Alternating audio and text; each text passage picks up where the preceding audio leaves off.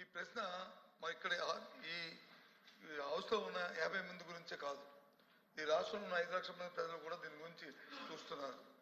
రాష్ట్రంలో శాంతి భద్రతలు ఎలా ఉన్నాయి, ఏ విధంగా ఉన్నాయని.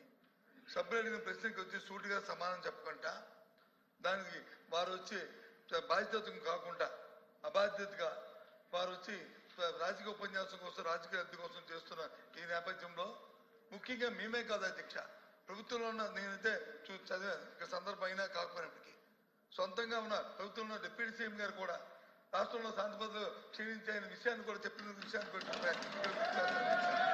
ఈ నేపథ్యంలో ఈ ప్రశ్నకు సరైన సమాధానాన్ని ప్రభుత్వం రాకుండా దాన్ని రాజకీయం చేయాలనే ఉద్దేశంతో అమ్మ కూర్చోమ్మ రాజకీయం చేయాలనే ఉద్దేశంతో వారు ఇచ్చిన సమాధానానికి నిరసనగా మేము వచ్చి ఈ ప్రశ్నకి వాకౌట్ చేస్తాం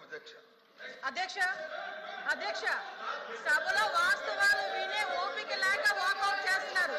సభలో వాళ్ళు చేసిన దౌర్భాగ్యాలు వినే ఓపిక లేక సహించలేక వాకౌట్ చేస్తున్నారు.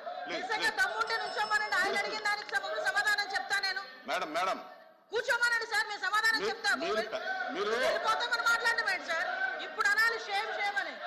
మేడం మీరు 1 మినిట్ మీరు బాధ్యత గల మంత్రి అయి ఉండి దమ్ము ధైర్యం అనేది మాట్లాడటం కరెక్ట్ కాదు. దమ్ము ఏంటి ఇదేనా? Please Sriram sir. యనమల రామకృష్ణ గారు.